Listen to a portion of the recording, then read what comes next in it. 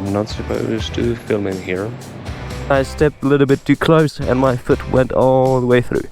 The water here is totally red. The oldest bazaar in the world. About 3,000 years of tradition. And it is starting to rain, which is not pleasant considering I'm not wearing waterproof gear and I have just spent almost a week being sick. I would prefer to not get wet. Slowly closing on to the Iran border. It rained like twice in my entire time in Turkey. I would really love it if it didn't do it now. Miraculously managed to mostly outrun the rain. I still got a bit soaked. About 9 kilometers. The landscape is getting more rugged. I'm starting to feel the excitement in my bones. I am quite curious how it's gonna go. The guy who was arranging my insurance kept pushing me to pay for a fixer, which is a person to help you get across the border. I assume the Turkish part is going to be easy.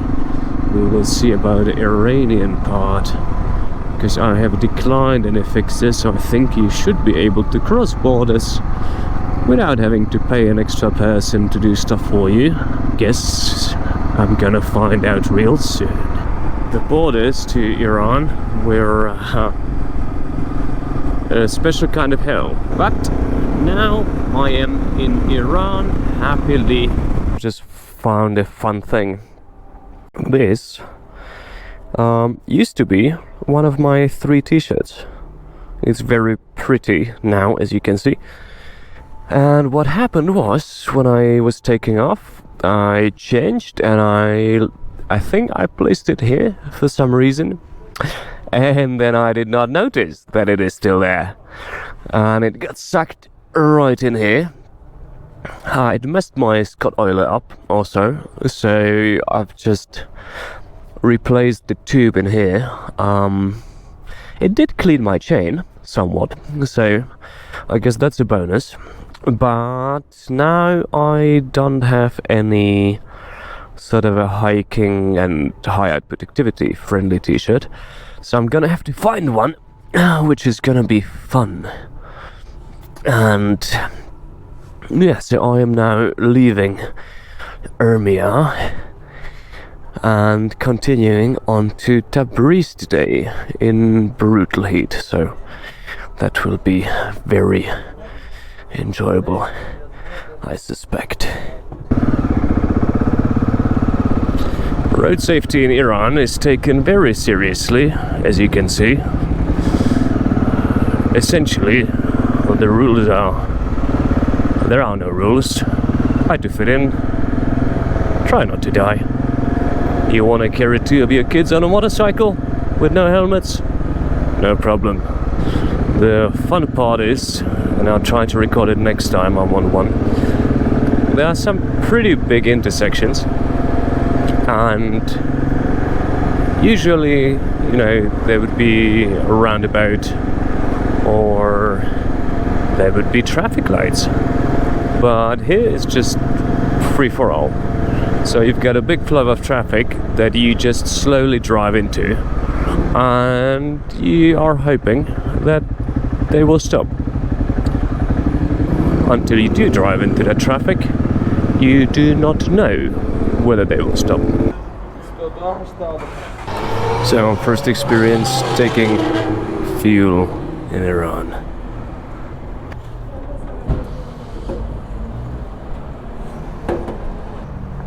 Hello. Hi. Germany? No. Scotland. Scotland? Welcome. I highly doubt that this has a stopper, since I've just seen a guy trying to fill up a canister and it sprayed all in his face.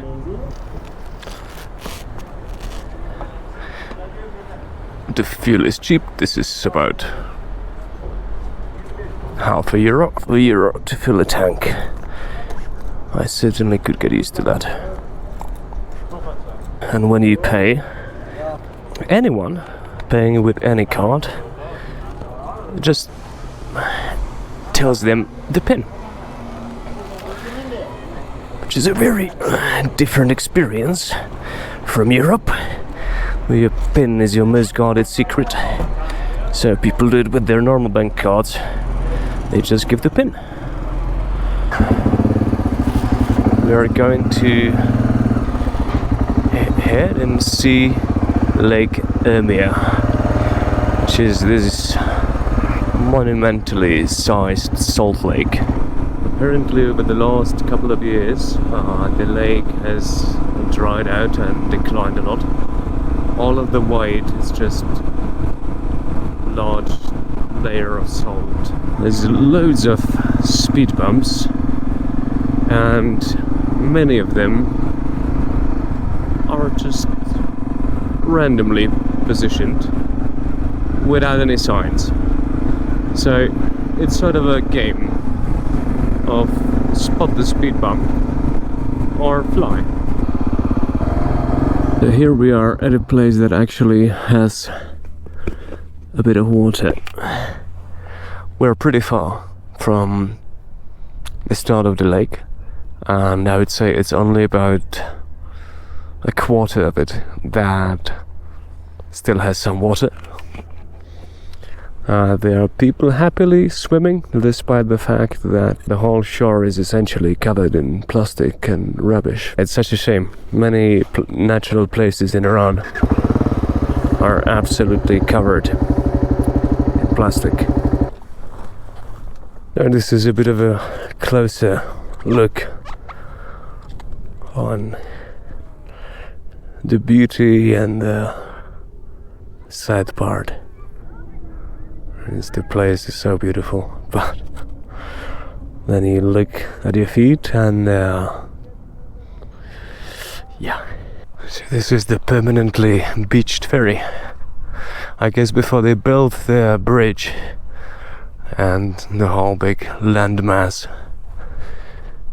they probably transported cars this way. Considering the size of the city, they would probably need quite a few of these, so I guess at some point there have been many.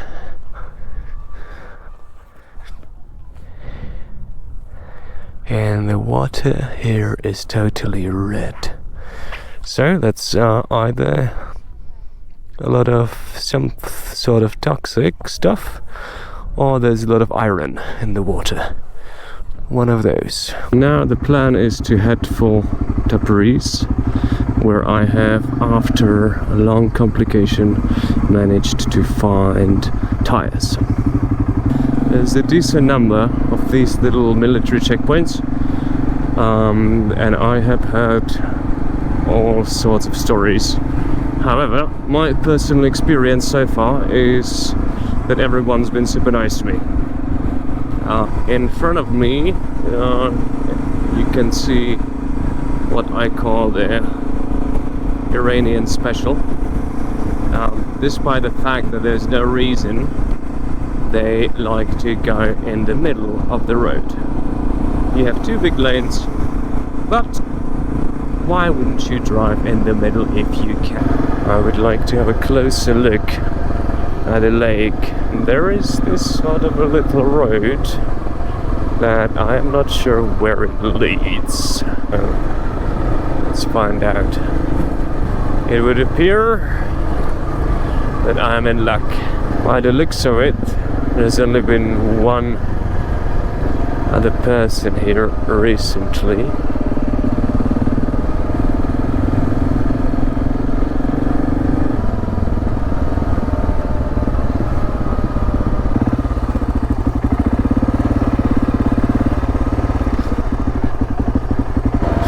I am loving this.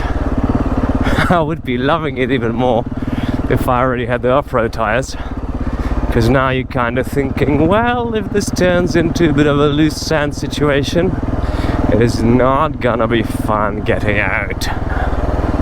So this is definitely getting loose. And ooh, wow, okay, nasty, really nasty. Not good at all. Come on, get me to the grass. get me to the grass. You can see where it started to get loose. And it is also loose here. Okay. Come on. I always have to remind myself that when it comes to any loose stuff, speed is your friend. Even when you have really horrible road tires that are now well worn. But I would like to get a nice picture, and I am getting it. Let's just hope I'm not gonna get stuck.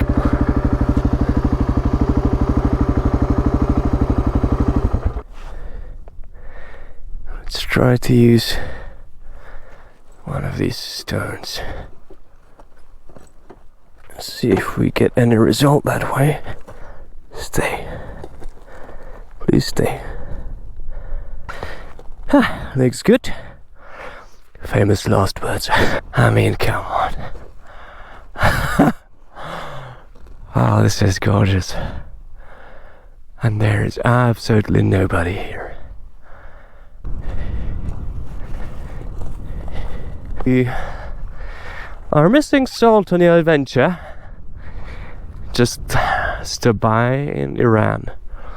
We've got you covered. Let's have a look at this abandoned piece of equipment and take a couple of shots, because why not? This place is gorgeous. Mercedes, apparently. Looks like it's been here a while. There is still some water underneath all this salt. Yes, I've just found out when I stepped a little bit too close and my foot went all the way through. Now, I would not fancy getting stuck out here. That's for sure. Okay, now comes the fun part. Getting out. This is so tempting. But you can see the sort of a collapsed bridge that used to be there. And a lot of salt. Which means a salty motorcycle. And after the hidden water under the salt that I stepped through a little while ago, I don't fancy trying that, but I think there's a decent chance you're gonna ride out onto the lake and fall through the salt straight into water. Either get stuck, drown the bike, none of which are good options, I think. But this little detour, definitely worth it. And I definitely have to adjust my steering bearings because it's a little bit too loose and I can feel it click every now and then.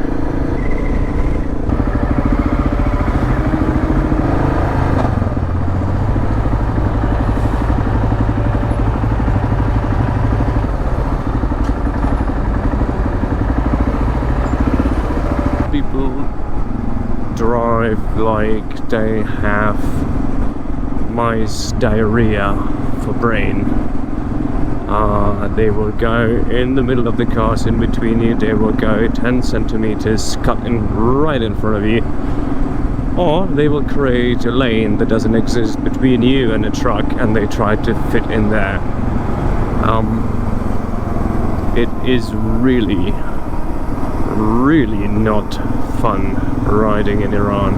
It is bloody mad because they just do not care whose lane it is. And he's not overtaken, by the way. I'm looking at him, there's nothing he's avoiding, there's nothing he needs to do besides stay in his lane. No, you just go in the middle. Why?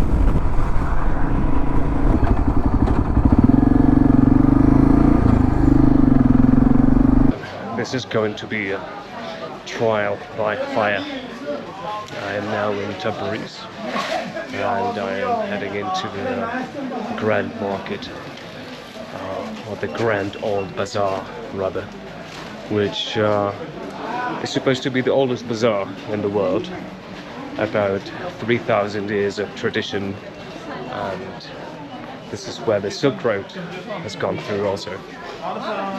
And the trial by fire is, I am very much not used to people seeing me shoving camera in my face. So yeah, the confidence on that front is lacking. And there are hundreds and hundreds of people everywhere. There's so many amazing things around. This is very popular in Iran. You get your honey with, what's the name for it? Honeycomb. Oh, that's what it is. So you can have that for breakfast with some lavash, which is a flat bread kind of a thing, and some cream cheese. Then here you have all of the nuts under the sun. It's quite amazing the amount of stuff that they sell here, and this thing is endless. You can find just about anything and everything under the sun around here, from domestic supplies to dried fruits, foods, spices. And there are also people trying to get through here on bikes for extra fun. Look at all these olives.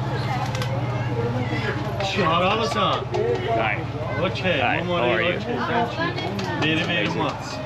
Yeah, being on camera, sometimes it's very popular and they are very happy, and sometimes not at all. The surroundings of the old bazaar are really beautiful. Sorry? I don't speak any English. Amerika, İngiliz, Alman. Yeah, I thought he's telling me off for using the camera where I was, but it turned out that he's just telling me to come in here and film this.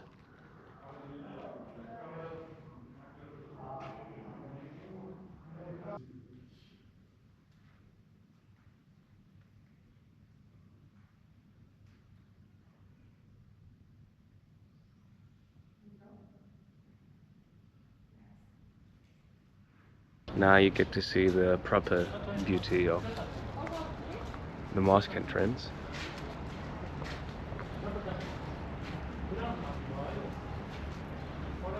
It is a stunning piece of architecture.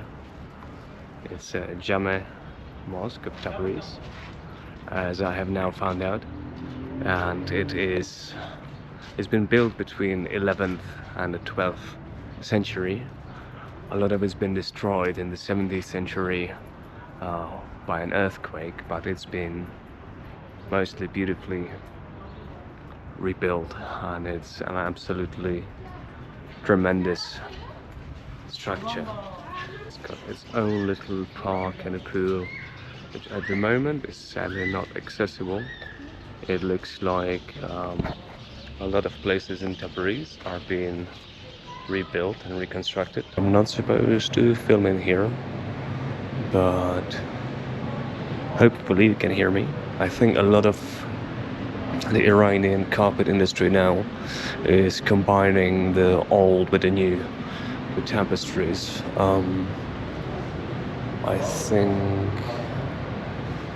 are now made by a machine rather than hand.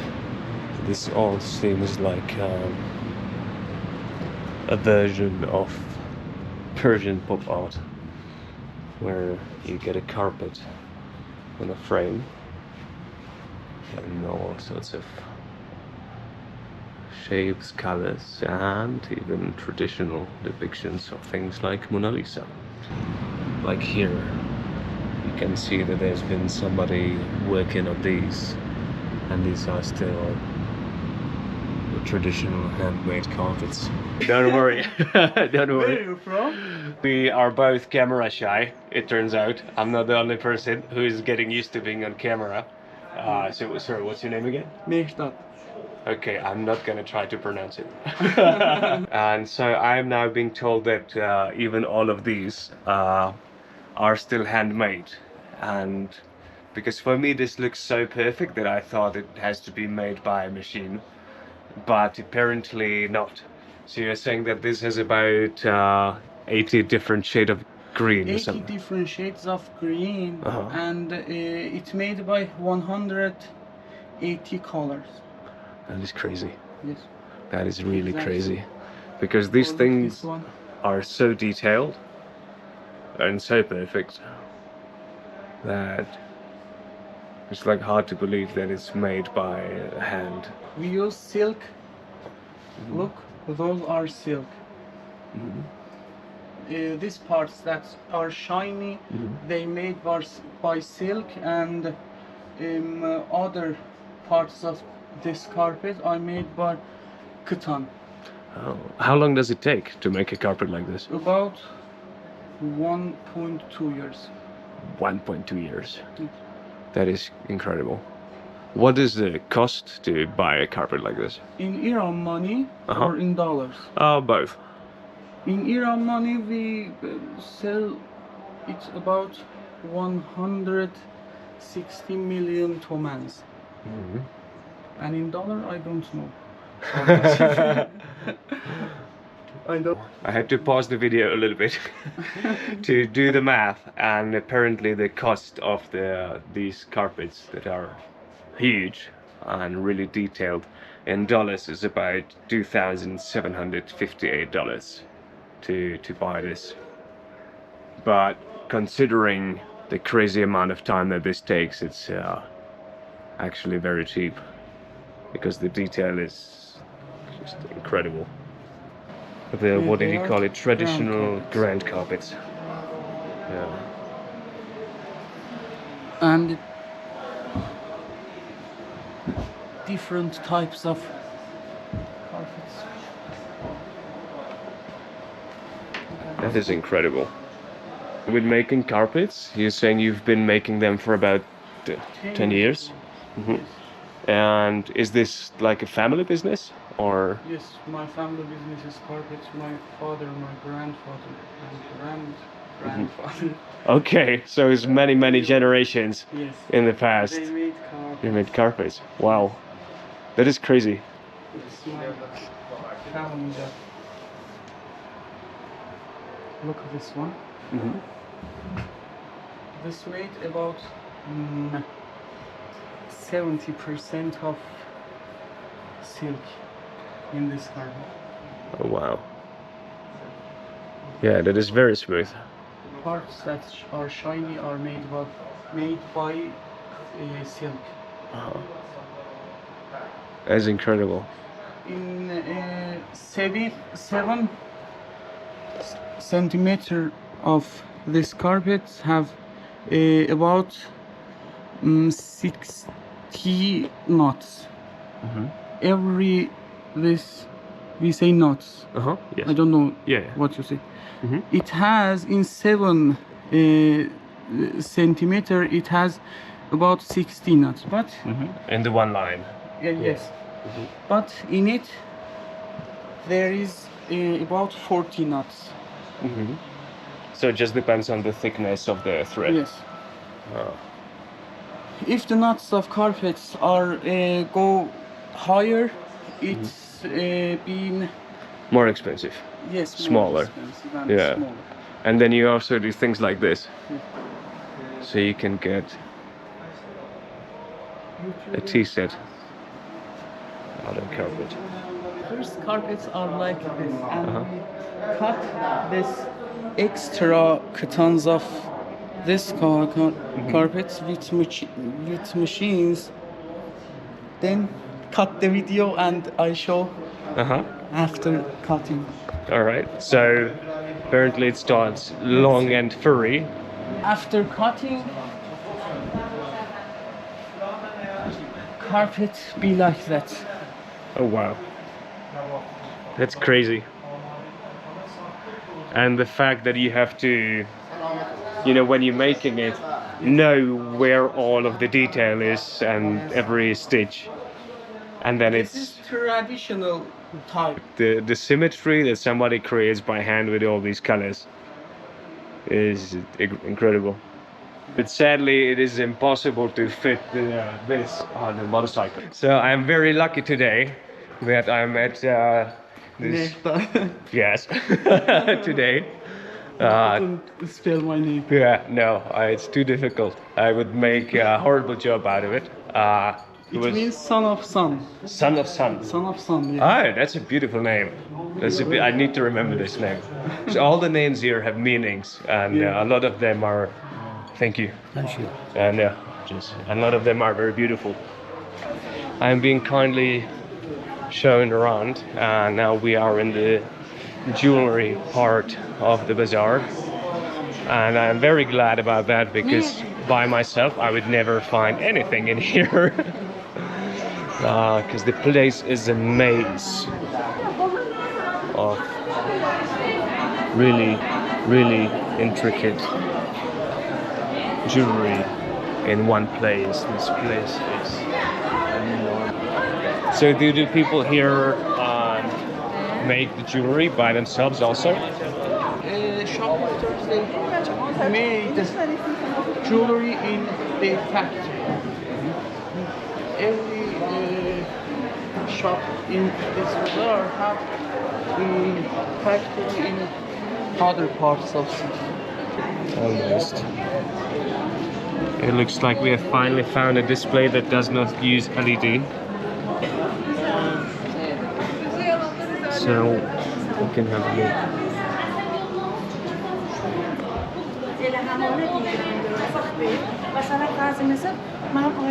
This is the biggest yard of the Grand Bazaar. And you have this wonderful square with trees and a fountain. It is kind of difficult to describe how enormous this whole place is. Many football fields. And all of these are a maze of small corridors and shops and food and about, I don't know, every single thing under the sun you can think of. So an incredible place to visit.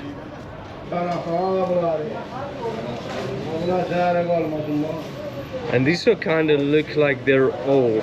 Are they made to look old or are they old? There is old and new. Some of them are old and some of them are new. So today I've managed to finally see some carpets and learned a little bit about them. So thank you so much, man. Thank you so much. You're welcome, John, bro.